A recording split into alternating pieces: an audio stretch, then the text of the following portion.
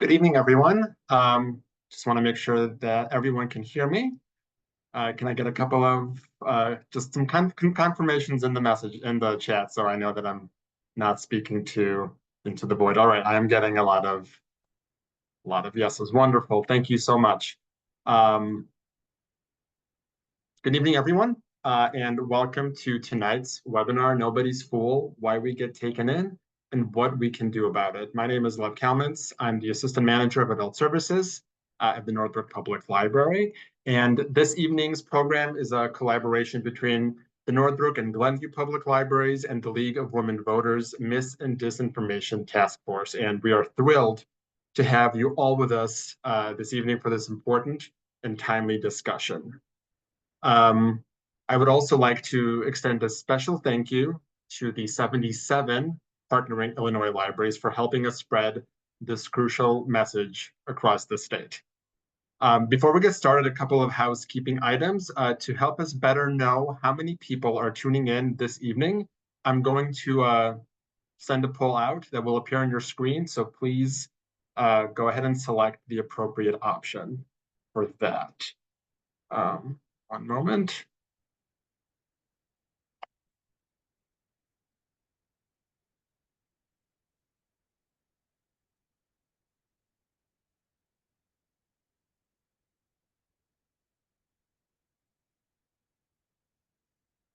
And we also encourage you to submit any questions you have throughout the event using the Q&A feature at the bottom of the screen. Our speaker and moderator will do their best to address as many questions as time allows towards the end of the program tonight. Also, if you would like to enable captioning, please click the Show Captions button at the bottom of your screen. Now, more than ever, especially in this election season, the ability to critically evaluate the information we receive is crucial. We live in a time where misinformation spreads easily and can deeply influence our understanding of important issues. So tonight's discussion will explore how and why we fall for misleading claims, and more importantly, what we can do to protect ourselves and others from being misled.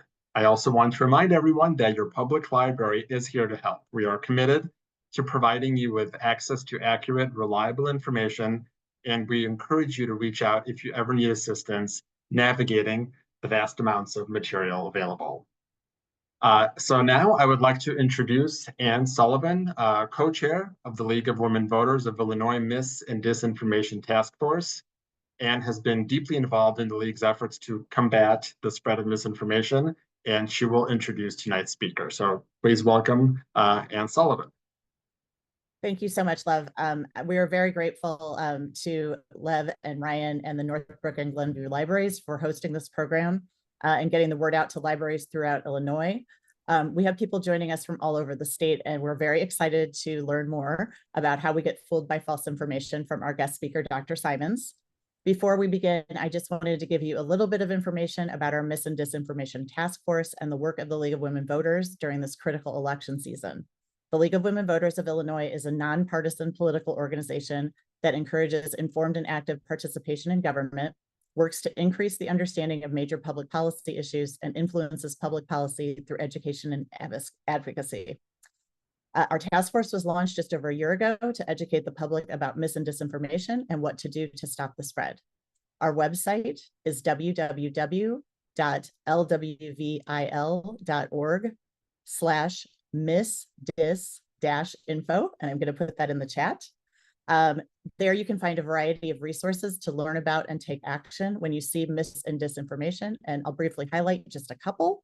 We have a one-stop fact checker, Election Facts Illinois, to research false claims across several credible fact-checking websites. We also have a form on our website where we encourage you to report false election claims that you see in your local community. You can find media literacy tips as well as recordings of our past educational webinars, which include AI, media literacy skills, and how to talk to people you disagree with politically. And finally, we have a special area for election and voting rumors where we've created an election facts toolkit that you can use to share credible information with your networks.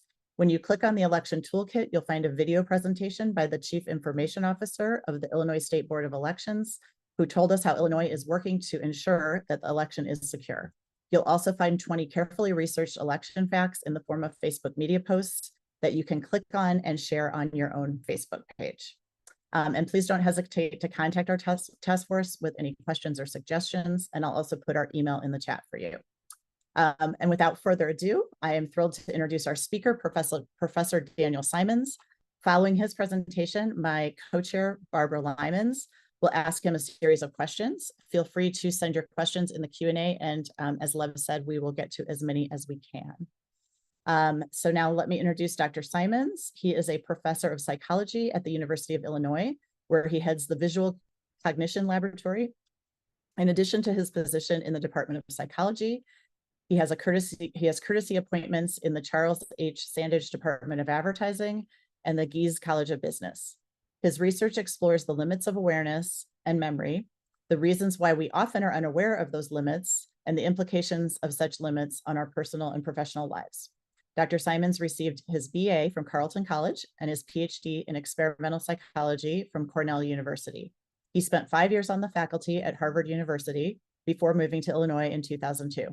He is a fellow and charter member of the Association for Psychological Science, a fellow of the Psychonomic Society, an Alfred P. Sloan Fellow, and he has received many awards for his research and teaching, including the 2003 Early Career Award from the American Psychological Association.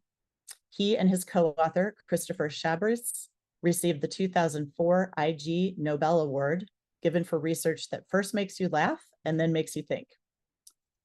He was the founding editor-in-chief of the APS journal, Advances in Methods and Practices in Psychological Science. He is the co-author with Christopher Chabris of the 2023 book, Nobody's Fool, Why We Get Taken In and What We Can Do About It, as well as the 2010 New York Times bestseller, The Invisible Gorilla, How Our Intuitions Deceive Us. He has published more than 100 scholarly papers and has penned articles for the New York Times, the Wall Street Journal, the Chicago Tribune, Smithsonian Magazine, and the Chronicle of Higher Education, and many other outlets. His work has been featured in science museums worldwide. In addition to his talks for academic audiences, he speaks regularly to companies, organizations, and societies, and the broader public. Dr. Simons has won awards for his teaching and mentoring, and he currently teaches undergraduate statistics and graduate courses on research practices, speaking and writing for broad audiences, and special topics related to attention and awareness, including a course on psychology and magic. Welcome, Dr. Simons. Thank you so much. It's a pleasure to speak to a group of people devoted to helping others learn and become more informed, both the League of Women Voters and library users, helping people to become more informed and knowledgeable voters, which is, as Anne said, this is an essential time for that. So my co-author, Christopher Chabris, took this photograph of a sign he saw behind a toilet in a public rest stop. And when he saw it, he momentarily believed that there actually were toilet cams in roadside bathrooms. Now, practical jokes like this one are a form of disinformation, not particularly consequential disinformation, but they're a form of disinformation. They are deliberate attempts to deceive. And the sections of US law cited at the bottom don't actually exist. There is no law against disabling toilet cams because, of course, there are no toilet cams. But practical jokes like this work because we initially believe them. We accept them as true until we think more about it. And that illustrates a key principle that was first described by Spinoza and restated almost 2 centuries later by Alexander Bain in the mid-1850s. We begin by believing everything, whatever is true. And this is a statement of what's now known as truth bias. Whenever we read or hear a statement, we first accept it, at least temporarily, as true. Our default tendency is to accept others at their word. When we hear something, we process it as true, and it takes effort to debunk it, to think critically about it, to question it. Now, this truth bias is an essential property. It's something that we absolutely need because without it, we just couldn't exist as a society. If you were double guessing or double questioning, if you were questioning or doubting everything you heard all the time and trying to critically evaluate it, you'd never have time to do anything else. We have to be able to work together as a community. And that depends to some extent on accepting, for the most part, that people aren't trying to deceive us. For our book, though, Chris Chabris and I researched deliberate scams and cons, ranging from business fraud to investment scams to cheating in school or sports or games like chess and bridge to art fraud and science fraud. And what we were interested in was, first of all, why are we so easily deceived?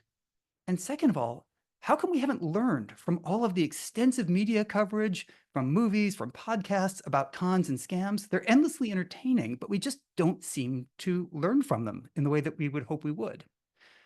And in part, one thing we discovered in looking through this and trying to understand why do we always seem to fall for these, not all the time, not all of us, but these scams seem to survive for ages, is that all deception, from scams to deliberate disinformation to the accidental promotion of misinformation or misleading information, all deception depends on us accepting a falsehood as a truth.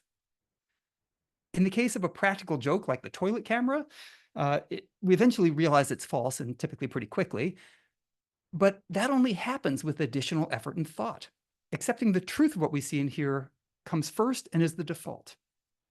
And the question we examined is how those looking to deceive us, who are trying to deliberately deceive us and hook us in, keep us from expending that effort, from checking more. And in our research, we spotted the same cognitive principles at work over and over again. Regardless of the kind of scam, regardless of the domain, everything from games to investments, those looking to deceive us hijack our habits, the sort of cognitive tendencies that we use that work well for us the vast majority of the time. And they also present information in ways that we find especially appealing. They hook us in. Those same principles apply even when we're not dealing with scams and cons. They help us to explain why we can be fooled by misinformation and disinformation. Cons and scams are targeted. They're targeted disinformation campaigns. The con artist wants you to believe something that they know to be false, and they try and trap the victim in that truth bias state. So thinking that bathrooms really do have toilet cams, they want to keep you in that mindset and not giving you the chance to question it. And to do that, they take lots of steps. They put you under time pressure. They present opportunities that you just can't pass up, that are going to disappear quickly, or they threaten you and give you threats that you must address immediately. They keep you engaged, but first they have to make their deception appealing. And to do that, they hook us in with the information that we might find believable.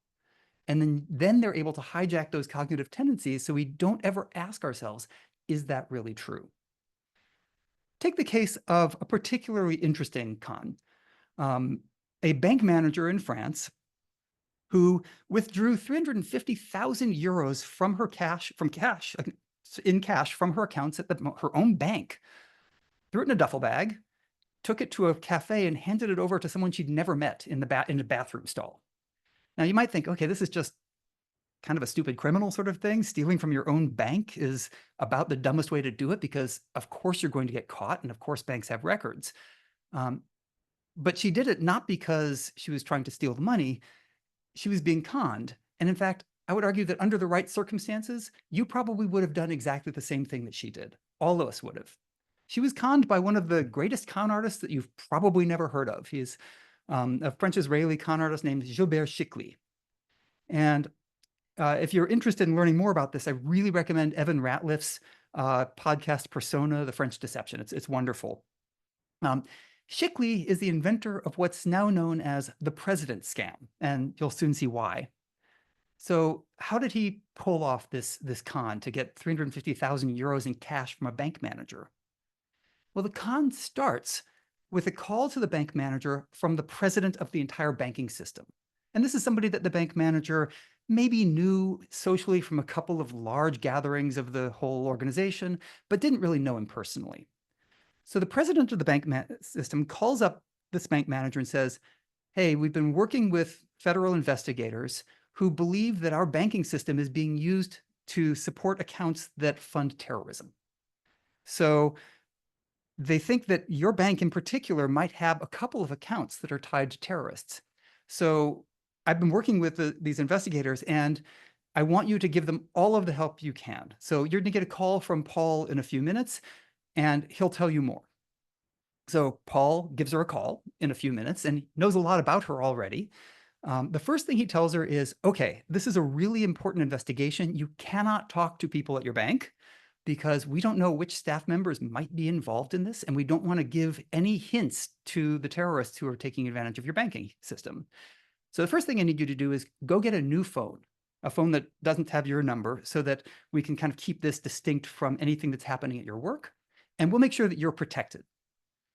Over the next 3 days, he called her 42 times, talking to her about the details of this plan to essentially conduct a sting operation, pulls her into the story. And eventually he asked her for details about the largest accounts at the bank. And of course, she provided that information. And he said, yes, well, one of those accounts seems to match the details we know about a terrorist funding account. So we need your help to participate in the sting operation. Withdraw the funds from that account in cash, put them in a duffel bag. And what I want you to do is go to this particular cafe and wear white so our other agents will recognize that you are who you're supposed to be.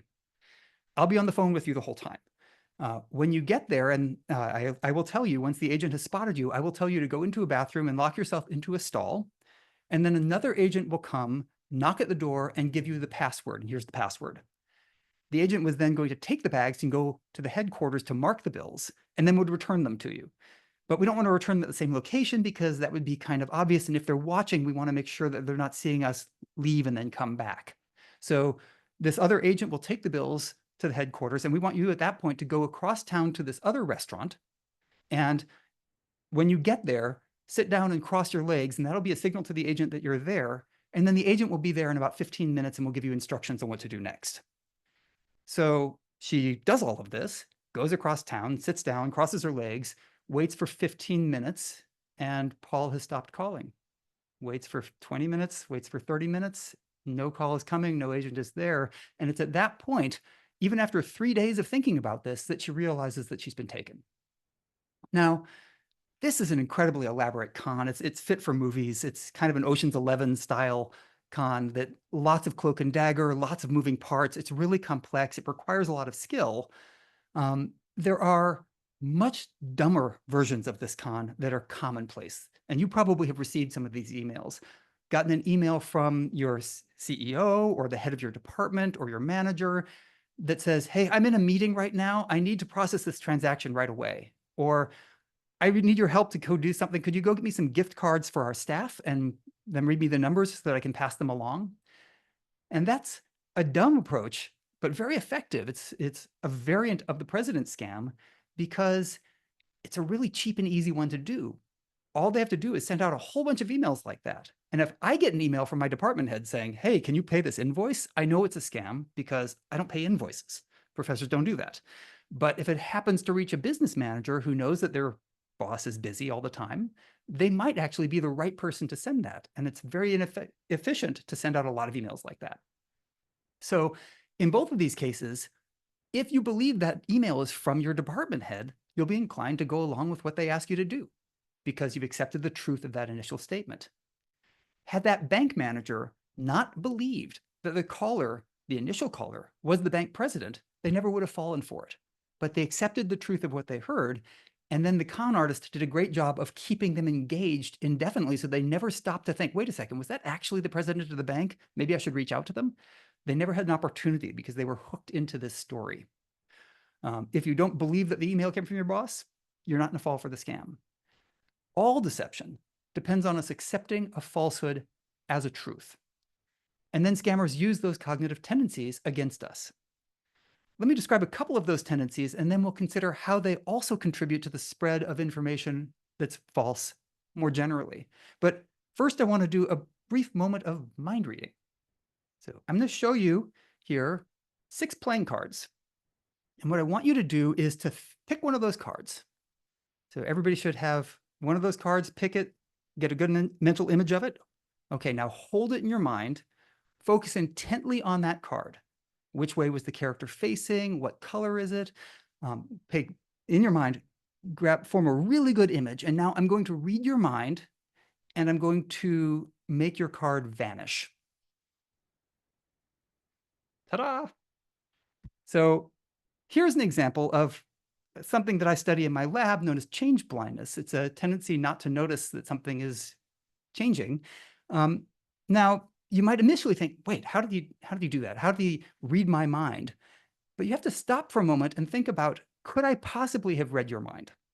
Well, no, we're over Zoom here, but it's also the case that the only way I could read your mind and pick your card and remove it would be if everybody in the audience happened to think of the same card. And I'm not a good enough magician to force everybody to pick the same card. So instead, I just removed all the cards. And this is an example of what we think of as focus. It's a cognitive tendency. We don't notice that everything has changed because we're focused so intently on the one card that you've picked. You don't think about all of that irrelevant information. And this tendency generally serves us really well. We don't tend to think about the information we don't have because we focus so effectively. And this idea of focus, it allows us to zero in on the information we actually care about. But as Danny Kahneman, the late Nobel laureate, said, we often act as if what we see is all there is. And when a con artist is using focus to deceive us, they give us only the information they want us to see and count on us not paying much attention to what we don't have. They don't provide context. We only get the information they're putting in front of us. This is a common tendency and a common basis for a lot of scams. Take the case of this truck. This is a truck called the Nikola One. It was from a company named Nikola. And here's a brief advertisement in which they showed the truck just kind of tooling around. I don't know if you can hear the music, but it's got, really grandiose music playing. And here's this truck driving around, but there's no driver. It's a self-driving truck. And this sort of self-driving truck would be a huge deal. Given the costs of cross-country trucking, having a truck that could drive without drivers, that could just go all night as long as necessary, would be a tremendous deal. So much so that Nikola, as a company, even without many products, was worth briefly more than Ford Motor Company in the tens of billions of dollars. But it turns out that this was a faked demo. The truck in this video had no motor, no engine. It was filmed rolling down a slight hill, and then the cameras were rotated to make it look like it was traveling along a flat road or uphill. And at this point, the former founder and former CEO, Trevor Milton, is now in prison for securities fraud. But demos don't actually need to be fraudulent to be misleading. They might be entirely true, but provide incomplete information. Just like I truthfully said that I removed your card. I didn't lie. I just didn't give you the context. I didn't say that I removed all the cards. But when you see a real demo like this, and there are plenty of these sorts of examples in the world, this is very common in the tech industry where they'll have a demo that seems to work great. And you need to ask yourself when you see a demo like that, what am I not being shown? Is it the case that, let's imagine that this truck actually worked, that it really was a self-driving truck? You could ask yourself, how many takes did they have to take before they got one where it seemed to stay on the road and not drive off into the woods or into the fields there? Does it work under other conditions, when it's raining or when there are hills or when there are trees or when there are other cars or when there are stoplights? But we often don't think to do that. Instead, we generalize really broadly from what our eyes just told us, from the information that we have. And a lot of disinformation and misinformation involves quoting out of context. Sometimes gets you focused on the meaning of the words and argues that they're either truthful or false without giving you the context that would explain the meaning behind the words. You're not necessarily shown the full intended meaning of what was said. This is especially common in advertising, which I don't think of as a con or a scam, but it involves the same sort of partial information. And here's an ad from many years ago, but I still see versions of it occasionally. This is from the Motley Fool, which otherwise is a very good investment company. But they posted this ad that says, here is this guy, I'll call him Mr. Pink Shirt. He recommended Amazon in 1997 and Tesla in 2011. And he's announcing his newest pick for the best stock to buy now. And it's like, that sounds really impressive. I mean, at that time, both companies took on tremendous amount of value. I mean, Tesla's lost a bit since, but both Amazon and Tesla, had you invested in them at that point, you'd be very wealthy. And maybe because he made those two good picks, we should think about that and say, okay, well, he made those good picks. Maybe he makes lots of other good picks, and we should listen to what he has to say. They're getting you to focus on those two picks. And maybe Mr. Pinkshirt really is a great stock picker, but the information they've given you is not what you need to know. You need more of the context. They're hijacking your focus. In order to break through that attempt to get you to focus on one bit of information, you need to ask, what am I not being told? You need to ask about his rate of success. What's missing from what they're telling you? And in this case, you can think about what he recommended. So he recommended Amazon and Tesla, and they did great. Okay, that's one part of your grid of possibilities. But there are other things that he might not have told you about, like all of the duds that he recommended that turned out to go bankrupt, that were never successful, like drcoop.com or Zynga, that no longer exist. He's not going to tell you about the failures. He's also not telling us about some other stock picks that presumably he didn't recommend, even though they did great, like Google and Facebook and MasterCard. Had he made those picks, presumably he would have told us about them in the same breath as Amazon and Tesla. Wouldn't let that go because those are great picks. And we, of course, know almost nothing about that last cell, that blank cell where all of the picks that he didn't make that weren't successful. But in order to know whether or not he made a good pick, we need to know the rate of success. Were the things he recommended successful at a higher rate than the things he didn't? And we often don't know that. Maybe in his 15 years between his picks of Amazon and Tesla, those are the only two picks he's ever gotten right. So the broken clock showed the right time. And please pay us to hear what time it says now. Doesn't really make sense. Let's look at one other habit, like focus, that contributes to the spread of misinformation as well as to scientific errors. And that's the tendency we have to make predictions, which again, the vast majority of the time is a really good thing. We want to be able to predict and expect new information appropriately, and we do that on the basis of our accumulated experience of the world. And that tendency means that we tend to be more trusting of evidence of things that we predicted and expected. Now, usually that makes a lot of sense. Our expectations and predictions, because they're based on our experiences, generally are going to benefit us. But the problem comes when we don't think as critically about the evidence we see when it matches what we expect to see. And this is a well-known principle. Hannah Arendt, the well-known political philosopher and historian, recognized this power of prediction and expectation. Lies are often much more plausible, more appealing to reason than reality, since the liar has the great advantage of knowing beforehand what the audience wishes or expects to hear. Somebody who's trying to deliberately deceive us gives us the information we want to see, that we want to believe.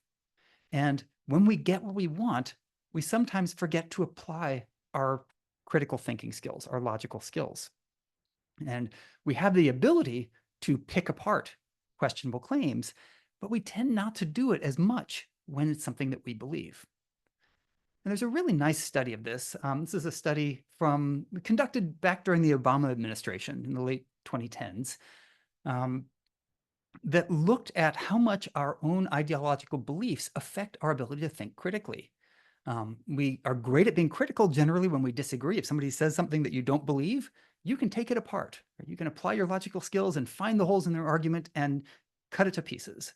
But we tend not to apply those same skills as readily when we agree with something. So in this paper that was published in 2019 by Gampa and colleagues, they showed that our beliefs can actually affect something as basic as our ability to apply logic. So they gave people simple reasoning problems, known as syllogisms, and asked them whether a conclusion logically followed from a set of premises. So let's walk through a couple of these. So here's a syllogistic reasoning problem. First, you get the premise.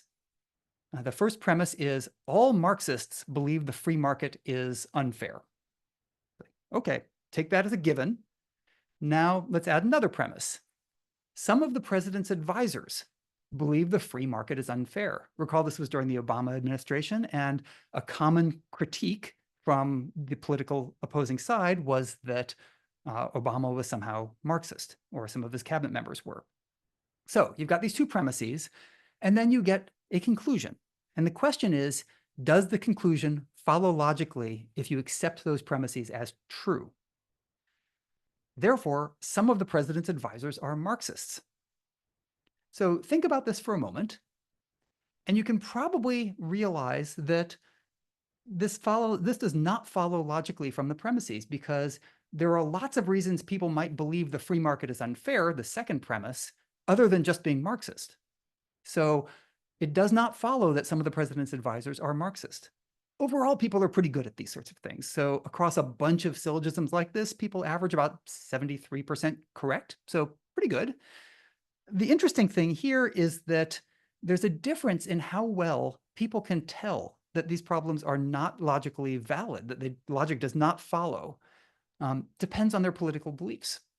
In this case, liberal participants were better than conservatives. 94% of liberals correctly said the conclusion does not follow. Only 79% of conservatives did, because it matched one of their political beliefs, that some members of the Obama administration were Marxist. So in this case, liberals outperformed conservatives. They were able to apply their critical faculties because they didn't believe that that conclusion made sense. It didn't fit with their ideology. But this is not just a liberal advantage. This is an equal opportunity tendency. They also gave problems that had exactly the same structure. So all Marxists believe the free market is unfair. Some of this group doesn't believe this or believes it, and then what conclusion that follows. So here's another version. All programs that help the economy encourage the unemployed to find work. That's your first premise. Welfare programs encourage the unemployed to find work. Therefore, welfare programs help the economy.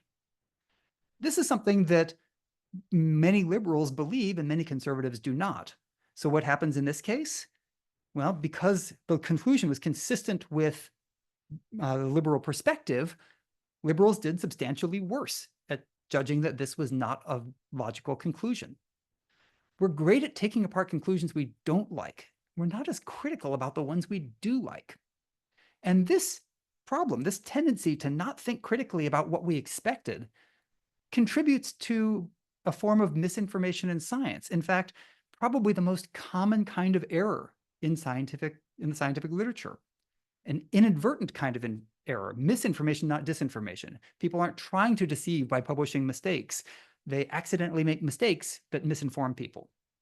So errors like this in the scientific literature are a common problem. Part of the issue is that we think critically about unexpected outcomes. When something's a surprise, we dig into it and try and figure out why that happened. But when it comes out exactly the way you expected it to, you don't tend to be as critical. So take the case of somebody doing a clinical trial for a new treatment. They have their treatment condition, they have their placebo condition, and they run the study, and as desired, as hoped, the treatment condition ends up doing better. Well, if that happens, are they going to double and triple check to make sure that the condition labels in their data set were correct and they didn't mislabel the placebo and the treatment groups? Probably not, because it came out exactly the way they expected it. But if they had run the same study and then the placebo group did much better than the experimental treatment group, they'd kind of wonder what happened there. They might look to see, did they code something wrong? Did they misorganize their data and make a mistake? Errors are more likely to make it through when they're consistent with what we're looking for. They're not going to get double checked as much. Perhaps the most famous and one of the more consequential examples of this was a result from the Harvard economists Carmen Reinhart and Kenneth Rogoff. Rogoff was a former chief economist of the International Monetary Fund, and they'd written a best-selling book about the debt crisis. This is some years ago now. Their own preferred policy was austerity. They argued that countries should be wary of spending too much and then borrowing to pay for it. And the key result was an analysis of historical data about debt across many countries. And what they found was that once a country's debt reaches 90% of its GDP, its prospects for economic growth are fatally weakened. So basically, you can't borrow your way and spend your way out of a debt problem, and because it will cause your economy to crash. But their central conclusion, that central conclusion favoring an austerity policy was based on an error in an Excel spreadsheet. They had all of their countries listed and all of the GDPs and the spending and debt, and they didn't fill down all the way for a formula from the top to the bottom, so it left out several countries. And if you fixed that error, you no longer had this finding of 90%, that critical 90% of the GDP fatally weaken economic growth. Had they found results that countered their predictions, for example, imagine they initially found that you could spend as much as you want and borrow as much as you want, and it never had any effect on the economic growth. Had they found that, they probably would have checked it very carefully. But because it fit what they were predicting, they probably didn't verify it well enough. Now, predictions and expectations also can lead to the deceptive spread of misinformation, even when people aren't trying to lie. They were not trying to lie about what they found. They weren't trying to deceive anybody. They made a mistake, and that happens, but the consequence is fairly similar. It spreads a falsehood. People generally don't try to spread misinformation. Most people don't. Most of us don't want to share something that is false, that we know to be false. We aren't disinformation agents. But when viral stories feed our expectations, we sometimes pass along falsehoods without asking ourselves, is that really true? So here's one that I encountered just a couple of years ago in 2022. This is a chart of the effectiveness of masks, of different kinds of masks in preventing COVID infections. It came from, it was published most notably in the Wall Street Journal in a story arguing in favor of the use of better masking in 2022. So it shows a person infected on the vertical axis, on the y-axis, is what they're wearing, and then on the top is what the person they're interacting with is wearing. So the person who's not infected. And it plots out in numbers the time to infection, time to an infectious dose of COVID-19. Now, the reporters who published this weren't trying to deceive anybody. I don't think the people who created this were trying to deceive anybody. But this table includes absolutely no information about viral transmission. There's no real content here. There are two bits of information that went into this. One is how effective masks are at filtering particles based on the mask transmission rates that are published for each of these kinds of masks. And the other is 15 minutes.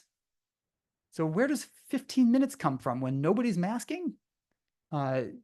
Neither the person who's infected is masking, nor is the person who they're talking to. If neither of them is masking, this table claims that you will get an infection in 15 minutes. That's the time you will get an infectious dose of COVID. But 15 minutes has nothing to do with virology or epidemiology or the spread of infectious diseases.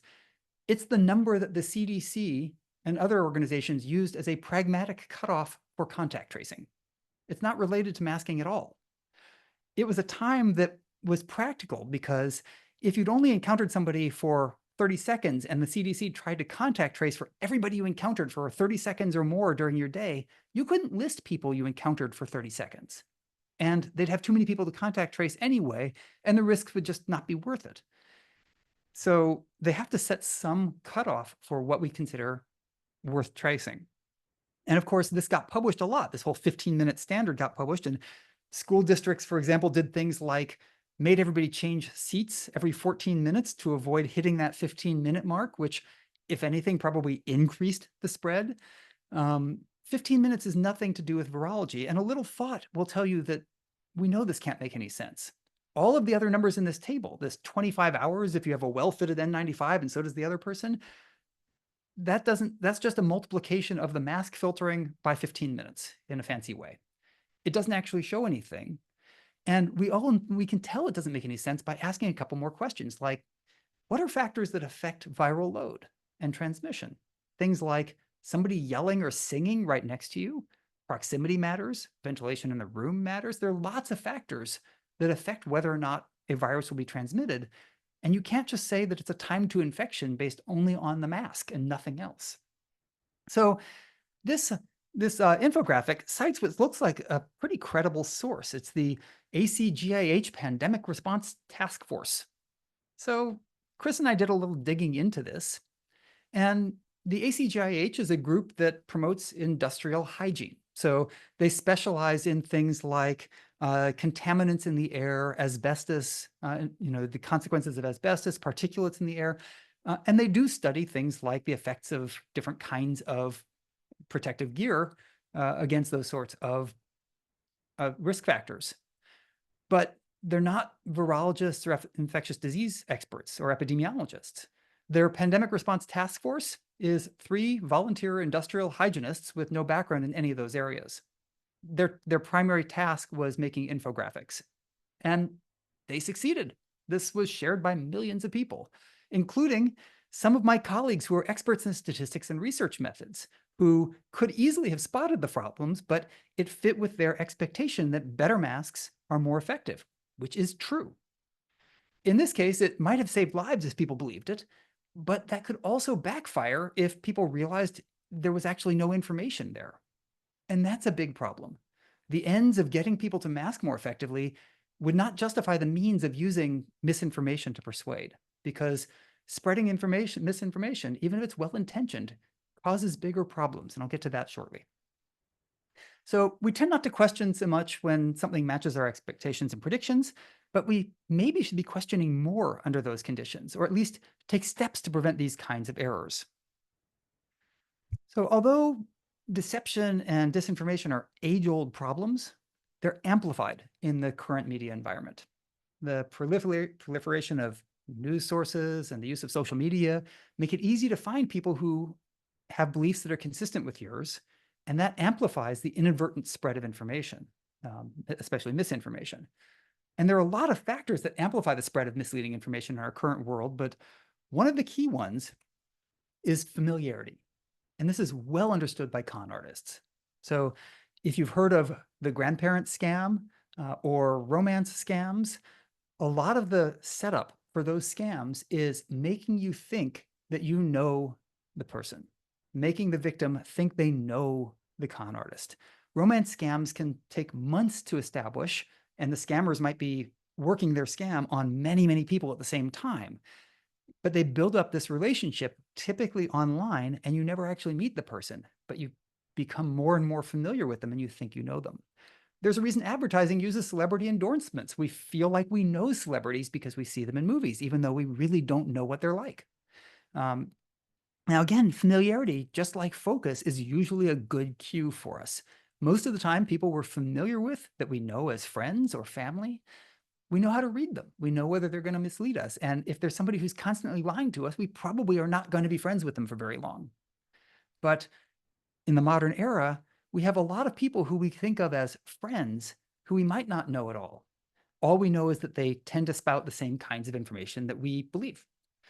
And we're more likely to pass along that information we get from people we know.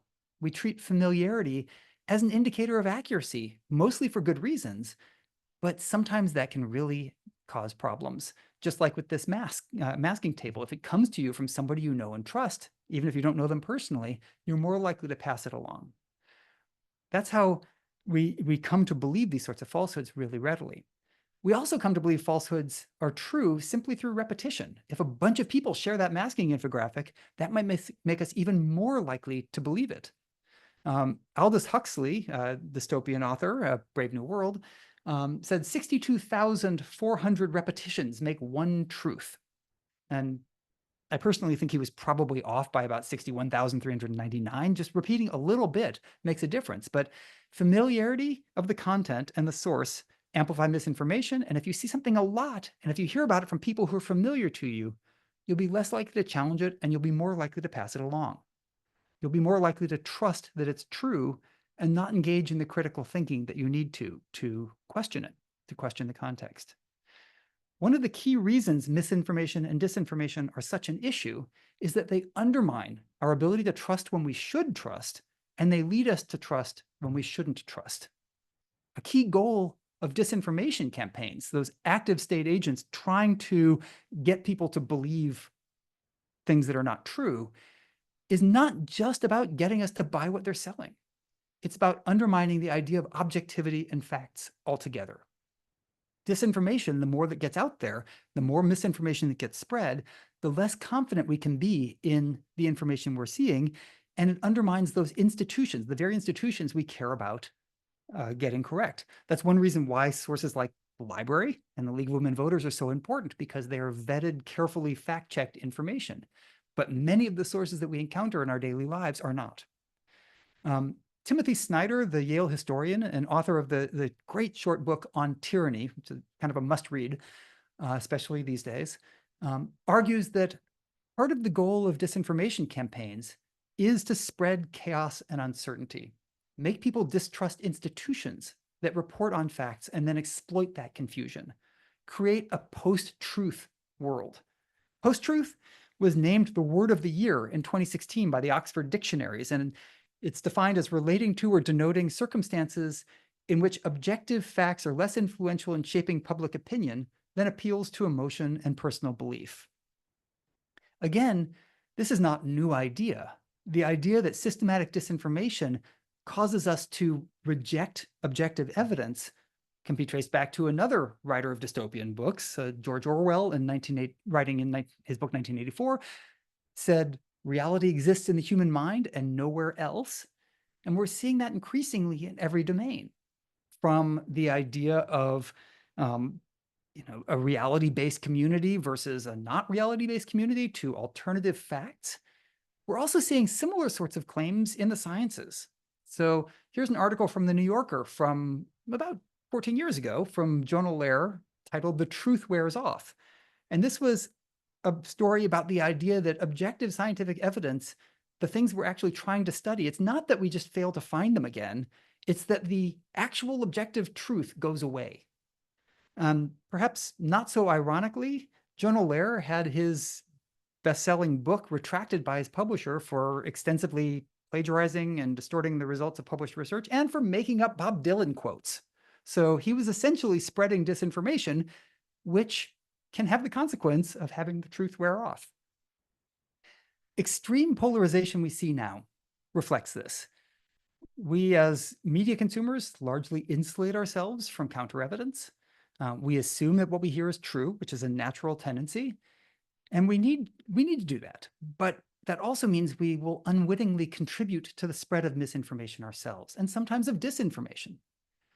The people who spread misleading rumors and facts aren't all gullible and clueless people. They're all of us. We all have a tendency to do this. And one reason this path to tyranny, this spreading of chaos, is so effective is that it capitalizes on our truth bias, our natural tendency to trust and accept that what people are telling us bears some sort of consistent relationship to reality. So what can we do to prevent the death of facts? Well, first, you can use resources that you know to be vetted and accurate and that don't have a partisan bent to them. Libraries, League of Women Voters, other sources that are good at fact-checking. Bad actors are going to be deliberately trying to deceive us by spreading disinformation. Russian propaganda information is really good at this. But we're also responsible. When we unintentionally forward or spread misinformation, even if our goals are well-intended, it adds to that chaos. We can and should hold these bad actors to account, and that includes those that create disinformation, as well as the media outlets that propagate it as misinformation unintentionally. Journalists in particular have an ethical responsibility to investigate claims, to give the full context of quotes, not just parsing words carefully when they're fact-checking, and to separate fact from fiction, intent from not intent. But journalists and those disinformation agents are not the sole problem. After all, that masking chart went viral as misinformation because people shared it thinking that it was a good source of information without thinking critically about it enough. We each need to do our bit to help reduce our own contributions to that chaos. And there are a couple of things you can do that will help a lot. And if we can get other people to do the same thing, that would be great, which is to remain uncertain longer. Before you share something on social media, seek more context and more information. Before you share it, ask yourself, is this true? And if you can't right away answer that, maybe you should say, how would I know if this is true? What information would I need in order to evaluate whether or not this is actually true before you share it? What information or context might be missing? It might be absolutely true and worth sharing and important to share, but what information or context would you need to make sure of that? And you should also ask yourself, is this exactly what I expected? If so, maybe question it a little bit more and don't share it right away. And if we all do our part and help convince others to do the same, maybe we can make a dent in the effectiveness of this sort of misinformation and help prevent the truth from wearing off. So, thank you.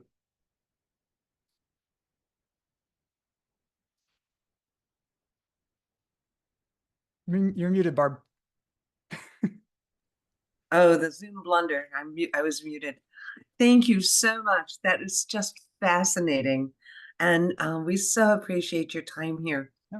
I do have a couple questions if you have time for those. Absolutely. One of the things you mention in your book is called blunder checking or pre-mortem check. Can you explain that and how that would help us all?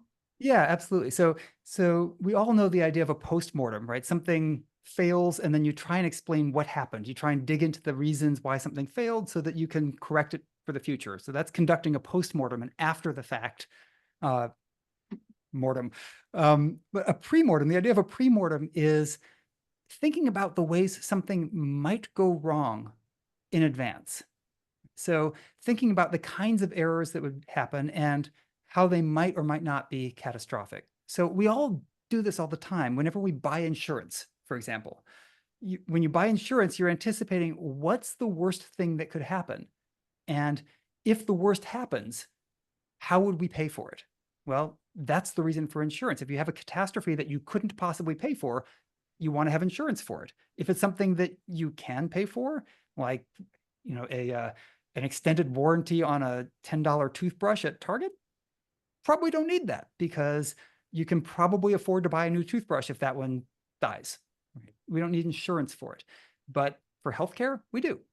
So conducting a pre-mortem means trying to anticipate the worst possible outcomes, things that would be catastrophic, and trying to deal with them as much as you can in advance, thinking about what you could do to stop yourself from making a mistake.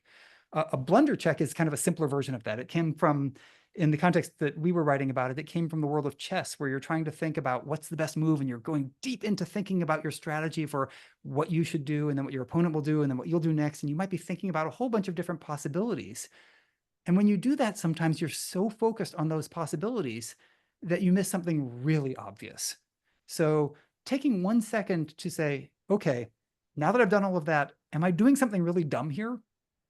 Checking for a blunder is a great way to catch yourself before you make a bad mistake. It's basically saying, pausing and saying, is this really true? Or is this right? Or is this something I should look at a little bit more in a little different way? The best way to do that is to ask somebody else who might have a different perspective and say, hey, does this make sense to you?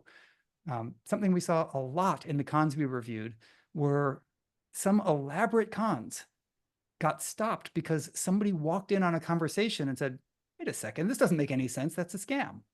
And the person who was caught up in it in the moment wasn't able to do that blunder checking. It actually happened to my husband. He got an email. A friend said, oh, I can't get into my Amazon account. Would you mind sending a $50 gift card to my niece? Yep. My husband, being so kind and generous, was just about to do it. And I went, wait a minute. Yep. And he investigated and found out that it wasn't true.